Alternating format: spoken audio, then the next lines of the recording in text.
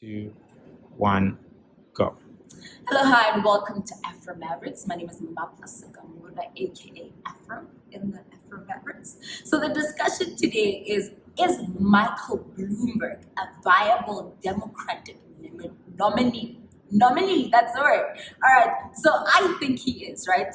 The first thing is the fact that he's been elected before. From 2002 until 2013, he's been the mayor of New York. All right, twice he ran as a Republican and he switched it up the third time and ran as an independent, which means that this man has a viable constituency, and regardless of where he is in terms of ideology and association, people are still able to vote for him.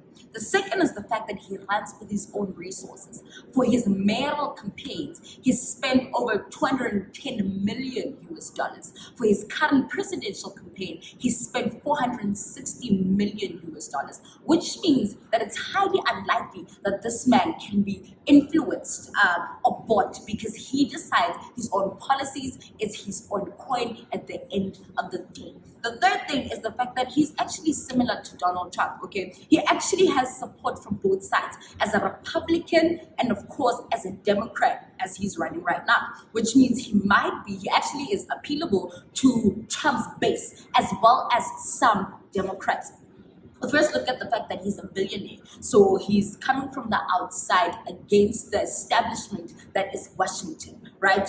He's got more money than Donald Trump, even though they're both billionaires. The second thing would be that an appealable policy to the Trump constituency is the stop and frisk policy.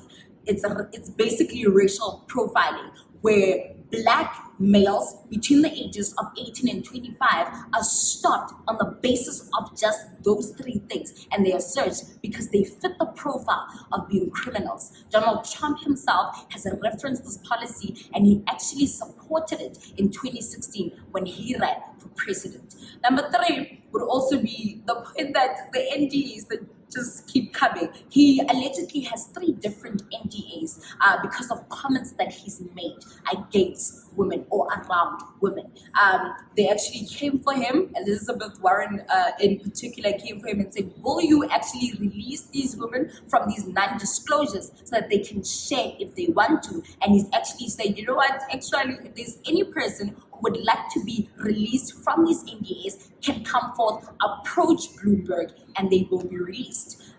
Donald Trump, we know his trail in terms of Stormy Daniels, the drama there, and the NDA. So this is the kind of candidate who is actually able to contrast and yet be the same as Donald Trump, and that is something quite rare. So we know that in terms of Hillary Clinton, who was almost to some extent the polar opposite of Donald Trump, female, Democrat, pro-Washington, was not able to win in terms of the electoral college, right? She won the popular vote, but at the end of the day, she did not become president. We need, or rather the Democrats need someone who's actually similar to Donald Trump. So when it comes to the polling, right, he can get support from Donald Trump's constituency, as well as be appealable to the people across the board. So that's why I think he's quite the perfect Democratic nominee to run against Donald Trump. Hi everyone.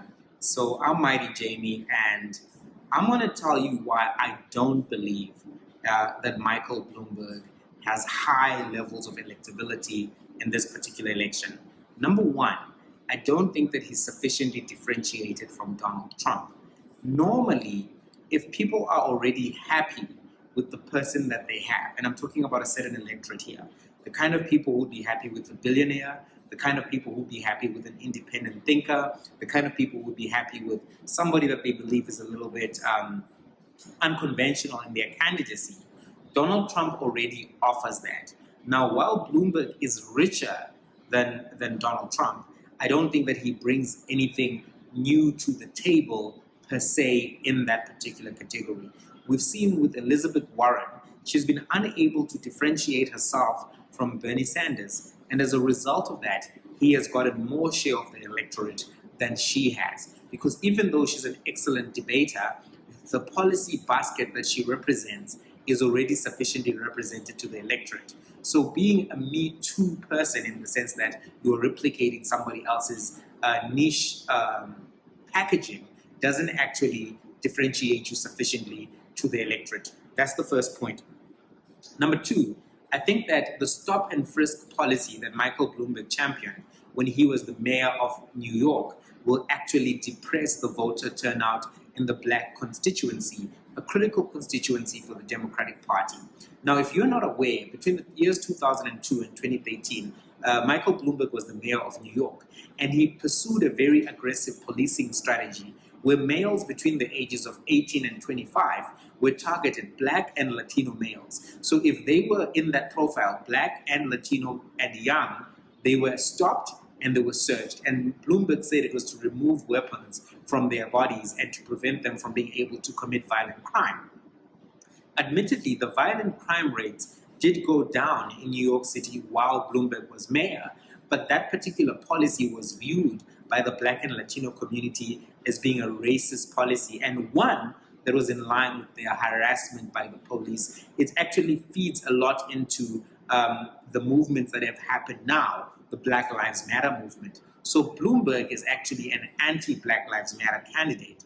And because the black constituency and Latino constituency vote is critical to beat Donald Trump in certain key states, having a depressed black voter turnout could actually be a liability for the Democratic Party. That's my second point. Number three, I actually have the view that to many people, Michael Bloomberg actually represents the establishment. Why do I say this? If you look at where he acquired his wealth from the early 80s with Bloomberg LP, one, Bloomberg is a mass media company, but it's also a finance and software company that has made a lot of its inroads, specifically in Wall Street. So the 1% that he is the typical 1% that is actually not a friend of Occupy Wall Street and several other movements which are within the Democratic Party. So Michael Bloomberg is viewed by many to actually be the cause of the problems that exist right now in American society in respect to inequality. He is the establishment. So to people who are choosing from the Democratic Party, they may not be attracted to that. But also remember, Donald Trump, even though he's a billionaire, branded himself as the billionaire who was there to be anti-establishment. And that was a large part of his appeal. Americans in this current moment seem to be in favor of anti-establishment candidates. So it doesn't seem clear to me how Bloomberg will be able to brand himself as an anti-establishment candidate when he is the Wall Street candidate. And that's why I think that his electability chances are minuscule, especially when you add the other issues of sexism, of xenophobia, of which he's also accused of. I really think that his chances go lower.